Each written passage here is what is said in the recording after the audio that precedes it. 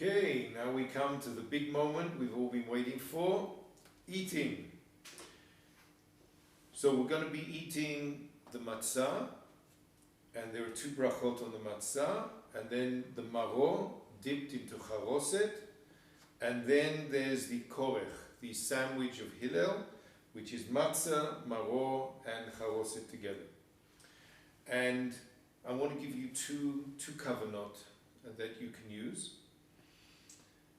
One is that this is a silent meditation from the moment of washing hands, saying the brachot, and slowly eating on the matzot, and then the maror, and then the sandwich, with deep contemplation and mindfulness of all the symbols that we've been putting together about the inner Mitzrayim, the inflated self, the deflated self, the freedom, what it is, the fear of freedom, what is your fear of coming out into the wildness of contracted consciousness, of expanded consciousness. All these that we've been putting together now comes experientially in actually eating. And I recommend the practice of silence during the eating until you finish the korech, and then break the silence, prepare for the meal. And the other kavanah or idea I want to give you is about the charoset. That's my favorite one. Well, charoset is everybody's favorite. I mean, I make a large bowl and people are scooping it up by the spoonful, and my mother-in-law, is so proud of her son-in-law who makes such good charoset, and this is the best charoset, and we keep some over for the next day and the next day. And so if I were to ask you, what is the bracha on charoset? There isn't one. There isn't one, because the charoset is not meant to be eaten. What do you mean, you say? Not meant to be eaten, but it's so tasty. Well, the fact is, it's not meant to be eaten. We're meant to take the maror, whether it's ground horseradish or the lettuce, dip into the charoset, shake off, and then eat the maror. So there's not enough there to even say a bracha.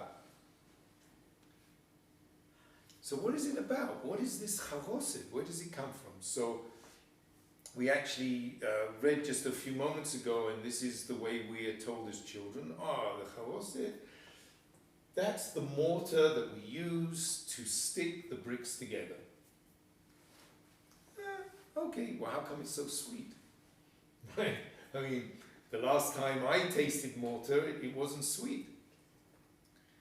So, here is an understanding of charoset. What is it made of? In my tradition, and there are many ways of making charoset from all different types of tradition, but my tradition, it's made of 5 different components.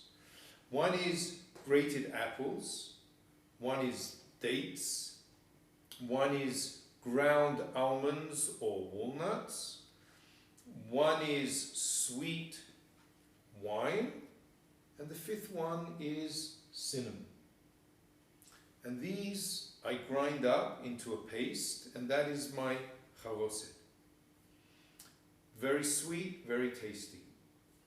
These 5 components are known to us from the book, The Song of Songs. Right. They all appear in the Song of Songs in different places. So what's the connection? So there is a fable, and the fable goes like this, that once upon a time, King Solomon, the wisest of all people, wrote a book called Sefer HaRefuah.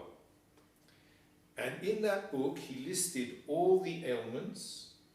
I don't know if coronavirus was in there, but all the ailments and their spiritual cause and their spiritual cures.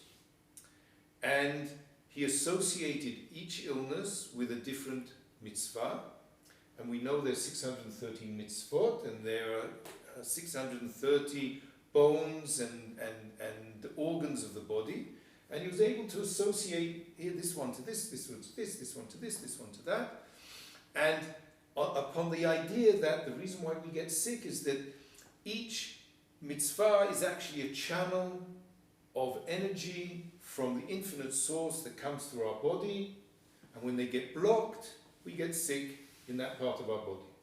So what's the cure? Do the mitzvah, like Ruth said earlier, give tzedakah. That's a cure. And he was able to associate each mitzvah with an illness and their cures. The fable goes on and says that people misused that book. In what way? That when they were sick, instead of praying to God, they just did the mitzvah. They just read their Haggadah, just like that, without any thought behind it.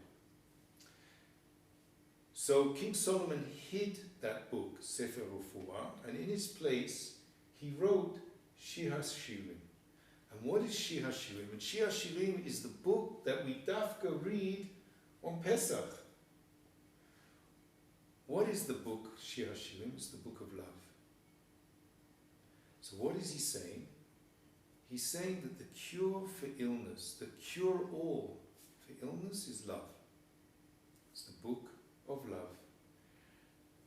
And the Charoset is the book of love. It contains those elements in the book of love, ground into a paste, and sits on our table. So when we take the Maror, the bitterness of our lives, we dip it in to a love potion. This is a love potion. And you only need a little bit. Homeopathic, a remez, a touch of this powerful love potion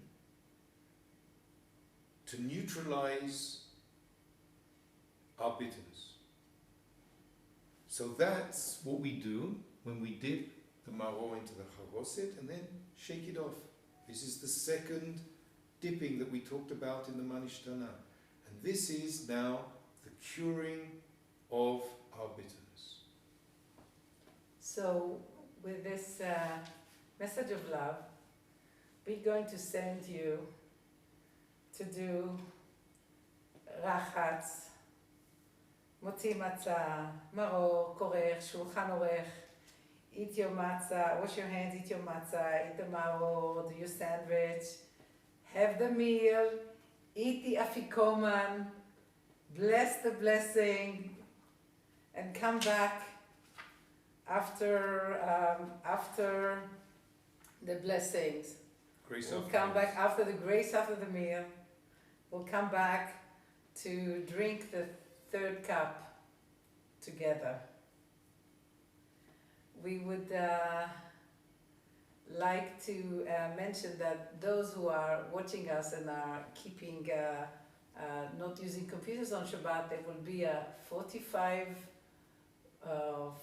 minutes meditation clip that's going to go silent for you to do all those good things until we come back with a third cup.